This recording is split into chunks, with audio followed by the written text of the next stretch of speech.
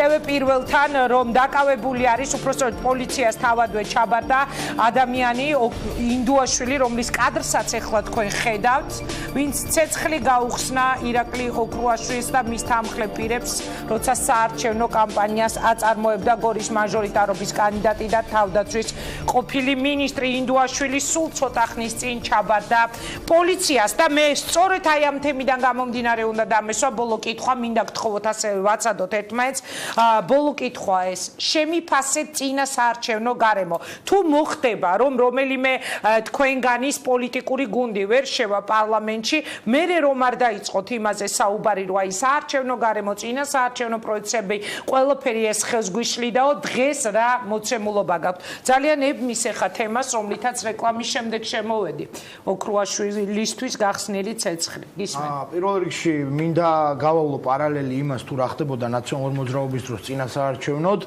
და პირდაპირ ოფისებიდან უკტაცებდნენ ხალხს და ზოგიერთი ოფისიდან ტანკსაწინააღმდეგო ნაღმებს რო იღებდნენ და ზოგიერთი ოფისიდან პარკებით ჰეროინს ეს აღარ ხდება რა თქმა უნდა საარჩევნო გარემო არ არის დემოკრატიული და არ არის იმასთან მიახლოებული რაც ევროპული სტანდარტებით უნდა იყოს და ჩვენ ვითხოვდით რომ საარჩევნო კოდექსში და კანონმდებლობაში შესულიყო ცვლილებები და ის პარტიები ვინც ხელისუფლებაში იყვნენ ჯერ იანის ფორმატში შემდეგ 6-იანის ფორმატში მოითხოვდნენ ოპოზიციაში ყოფნის დროს ცვლილებებს შემდეგ როდესაც ხელისუფლებაში მოვიდნენ მათაც ძალიან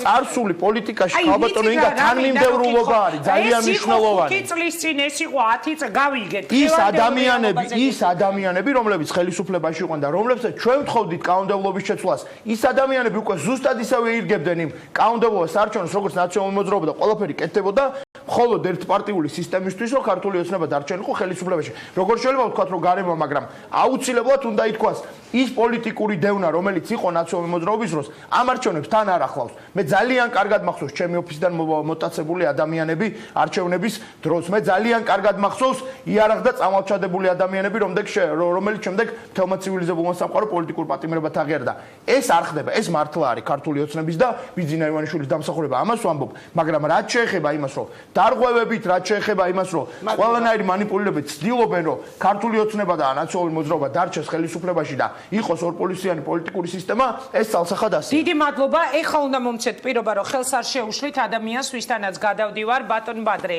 თქვენ რა სიტყვი წინა საარჩევნო გარემო როგორია და რა შეფასებას მისცემთ მთელ ამ ხანგრძლივ წინა საარჩევნო პერიოდს ინგა მე ერთ შენს კითხვას იმა გავიგეთ ბატონო 10 წლის უკან 5 წლის უკან ამ პარტიებს წინსვლის არა ჩვენ ვიყურებით ხოლო წინ ჩვენ ვამბობთ და აგერ მე ბადრიშუბლაძე ხმამაღლა ვამბობთ რომ ჩვენ დაუბრუნდებით ხელისუფლებაში და არ იქნება არავითარი შურის ძიება არავის მიმართ ჩვენ უკან არ გავიხედებით რომ დაბრუნდებით ბატონო ნუ ახლა ჩვენი კვლევებიც აქვს ჩვენ ყოველ დღე ხვდებით მოსახლეობას კარდაკან მთელი საქართველოს მასშტაბით ყველა მაჟორიტარი და 5 კორპუსიდან გამოაგდეს თქვენი მაჟორიტარობის კანდიდატი ვინ გამოაგდა ასე ერთი და ორი ხუბი და პაღურების კვრის ვის უნდა შეხვდეთ თქვენ უნდა მოგიწმინოთ სექტა ყავთ რომელიც არის ჩამოყალიბებული რა სექტა ეს შემოყალიბებული და არ ჩაგრები ვარ ვისი ხმა უნდა მოიპოვოთ დამამთავრებელად შენ სიტყვაზე ვილაპარაკე შენი სათქმელი უკვე თქვი აი ეს იმას ნიშნავს რომ შენ სათქმელი არ აგაგ და სხვისი არ გინდა გაიგოს ხალხმა პასუხო ძალიან ესო დამამთავრებინე ჩვენ მოვდივართ ხელისუფლებაში ჩვენი კვლევებიც აგვაქვს და ყველა საერთაშორისო კვლევებით გავდივართ პირველ ადგილზე ვართ წინ ოცნებას ზიღმის საერთაშორისო დაგიწერეს შევა ეს მე არის ქართულ ხალხში და ქართულ ამომრჩევლებში თქვენ რეიტინგი ნოსკვებით მადლობა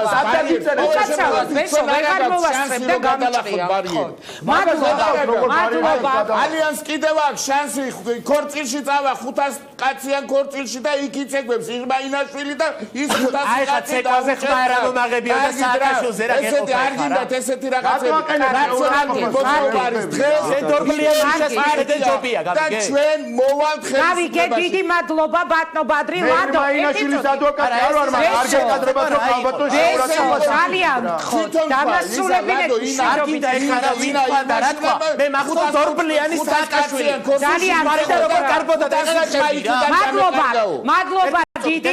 მადლობა. ერთი ლადო, ზუსტად გაქვთ 30 წამი. თვითა დადოკიზია. მე მინდა ის არჩევნო გარემოსთან დაკავშირებით ერთი ფაქტი თქვა, ხელისუფლებისგან არის ჩართული ადმინისტრაციული რესურსი, კერძოდ მინისტრები, გამგებლები, სხვადასხვა ეს პიროვნებები, აღმასრულებელი თუ საკანონმდებლო ორგანოს რაც ნაწილი, ეს კი მაჟორიტარებთან ერთად დადიან შეხვედრებზე, რაც რეალურად ეს უკვე არის ადმინისტრაციული რესურსის გამოყენება, რომ აღარაფერი არ თქვათ იმ, ასე ვთქვათ, თუნდაც სააკაშვილის დროინდელ, ასე ვთქვათ, ბაღისა თუ ამა თუ იმ სკოლის მასწავლებლების გამოყენებაზე როგორც ამაზე დღეს სხვა შორის თინახი და შემოც ისაუბრა. კი ბატონო, აი ეს ელემენტები რაც ნაციონალების დროს იყო, ანალოგიურად გადმოიღო ქართულმა ოცნებამ და იგივე ხერხით, ასე ვთქვათ, მუშაობს. აი ეს არის რეალურად რის თქმაც მინდოდა აი ეს ყველაზე კი ბატონო.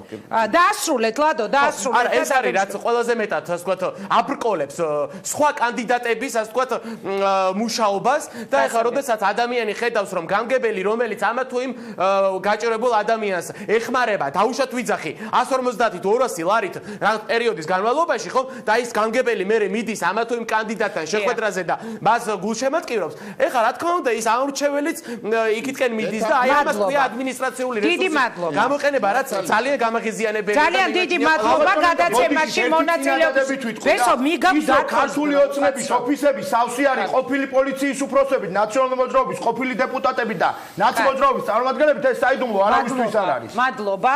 მე ვემშვიდობები ბადრი შუბლაძეს, ლადო სადღობელაშვილს, ვემშვიდობები ბესო დანელიას და ერთი წუთი გვაქვს ზუსტად თქვენ როგორ შეაფასებთ ყველაზე მძიმე საარჩევნო კამპანია ქონდა პაატა ბურჭულაძეს რეალურად თქვენს გუნდს, ანუ მთელი რიგი სკანდალებით აცხოვრეთ ქართული პოლიტიკა.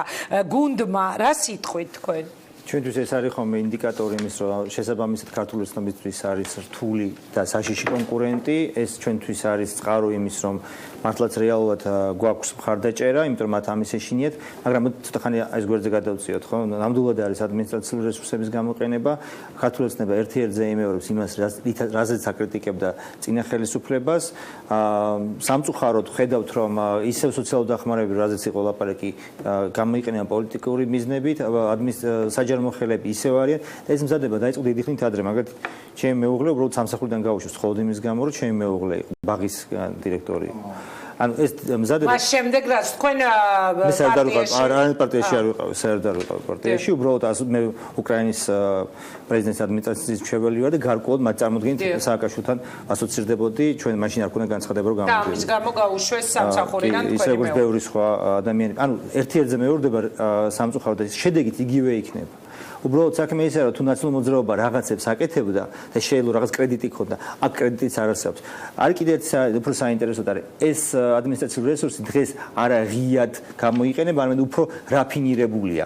ანუ ქართული ოცნებამ ისწავლა ნაციონალური მოძრაობისგან, რომ რაღაცა უნდა უფრო ფაქიზად გააკეთო, ანუ და არა ისე აგრესიულად. ანუ ხდება იგივე, მაგრამ არა იგივე ფორმებით. სამწუხარო რა არის, რომ სამწუხარო ის არის, რომ თუ 2012-ში თქვა მოსახლეობაზე ჩვენ ნახეთ დიდი მოსახლეობა, დიდი რაოდენობა იყო, ეგონა რომ დამთავრდა ნაციონალური მოძრაობა და ხონდა იმედი, რომ შეიცვლებოდა ეს 2016-ში ეს იმედი არის დაკარგული. მადლობა. და დიდი მადლობა. ისევ და ისევ არის ვიტყვი რომ პასუხისგებლობა იმ არეულობაზე რომელიც იქნება, თუ იქნება და იმედი მაქვს რომ არ იქნება.